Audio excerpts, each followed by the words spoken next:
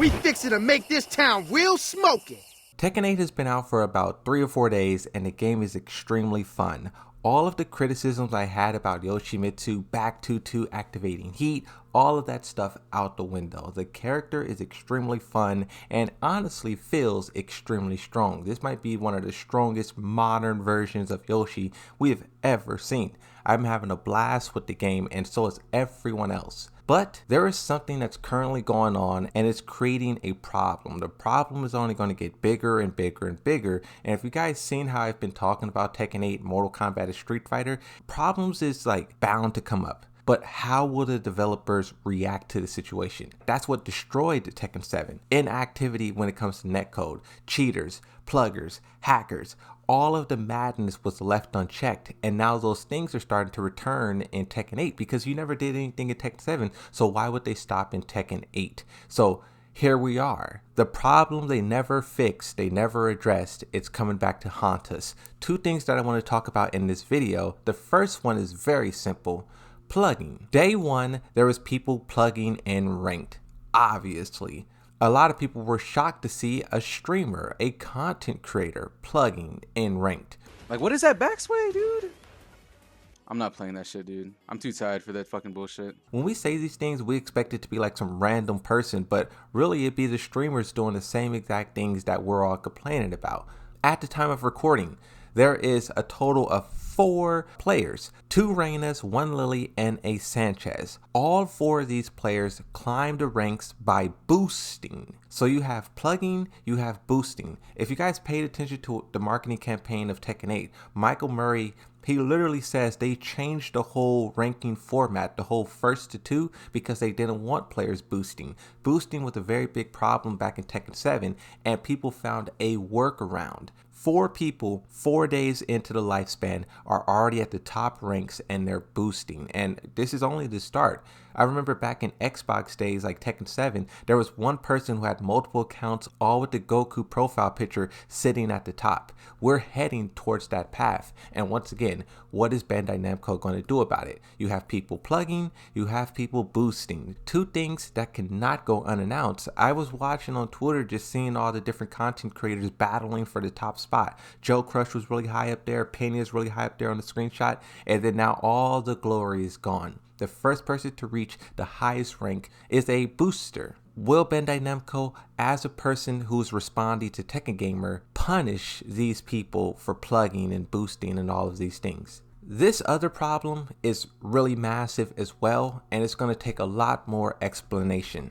I don't know if you guys are aware of the My Replay feature in Tekken. It's a really, really good feature. I've recorded some gameplay here just showing you guys like what it does, what it can do, and we'll talk about how it's being manipulated, taken advantage of, and why so many people are upset and will continue to get upset because it's not going to stop. So if you go over to the replay feature, you hit the bumper, go all the way to the right, you reach this screen here where it says online replays, exciting replays, my replays, and tips. You click on online replays, it takes you to this section here. It takes some time to load, but basically what this screen is loading is every match that recently happened in Tekken. As it loads, you can see, literally, look at the times. These times match my time exactly. As soon as you refresh, there will be a whole new list of matches because every single time a match ends, it's documented here. And the reason why that is because you can go in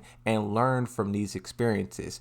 I seen the Yoshimitsu on the list, and just as a demonstration, I went into that match, seeing how the Yoshimitsu was playing. You can see what the Yoshimitsu player wasn't punishing, wasn't doing, and you can actually take control yourself for 10 whole seconds and like live through their experience, their battle, their situation. It's a really, really good feature, and this is incredible that Tekken has this kind of power to do this. Documenting live matches for players to like learn from, this is a real tool.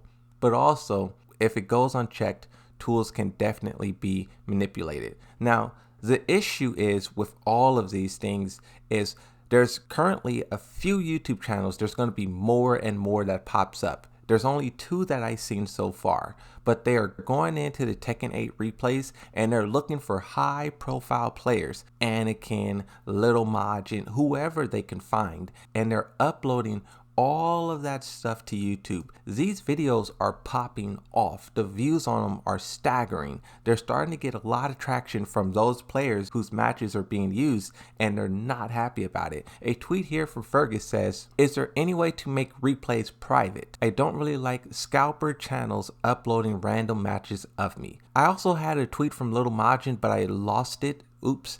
But more and more players are going to be making statements like this, especially as these channels continue to grow, but 2, as more channels start to pop up. The tweet from Little Majin basically said that this is something that happens very frequently in Mortal Kombat. And if you just look at these channels, either they're the same Mortal Kombat people who's doing it, double dipping in Mortal Kombat and Tekken, or they're simply just learning from like chaos, right? Chaos spreads. Now, the 2 channels here that I want to focus on, both of them have Tekken 8 replays in the name. One of the channels is brand new. The other one is very old. It has over 1,000 videos. The one that's brand new is pretty interesting.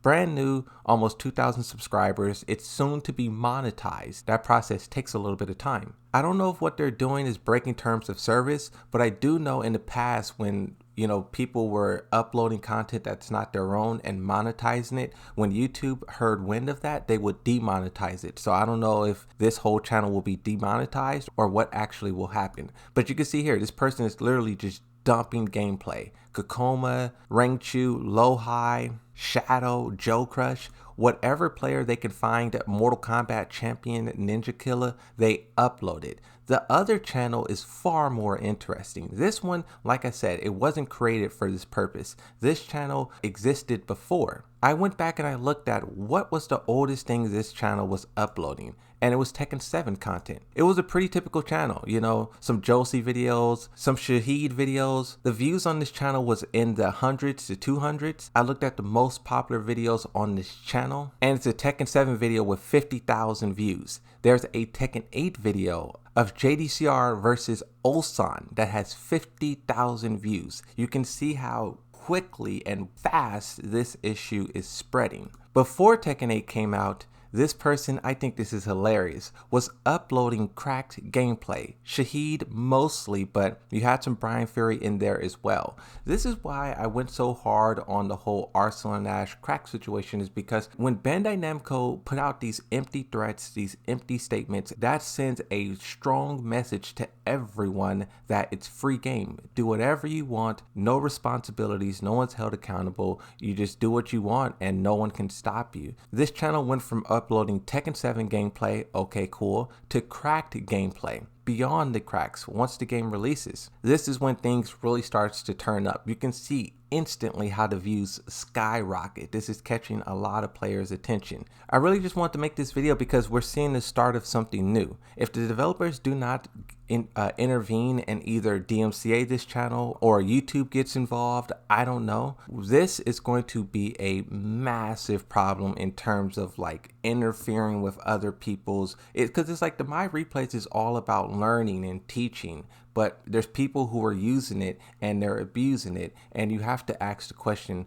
this is not what the developers intended, so what are they going to do to address this situation? We're just seeing the start of players complaining about this, but as it continues to grow, it's definitely going to be a problem. What do you guys think? Do you think this is fair game and let the channel do their thing? Or do you think this is something that should definitely be stopped and not allowed? Me personally, if I seen my own gameplay on this channel, I probably would not like it. But regardless, that's it. Thank you for watching, like and subscribe, and bye-bye.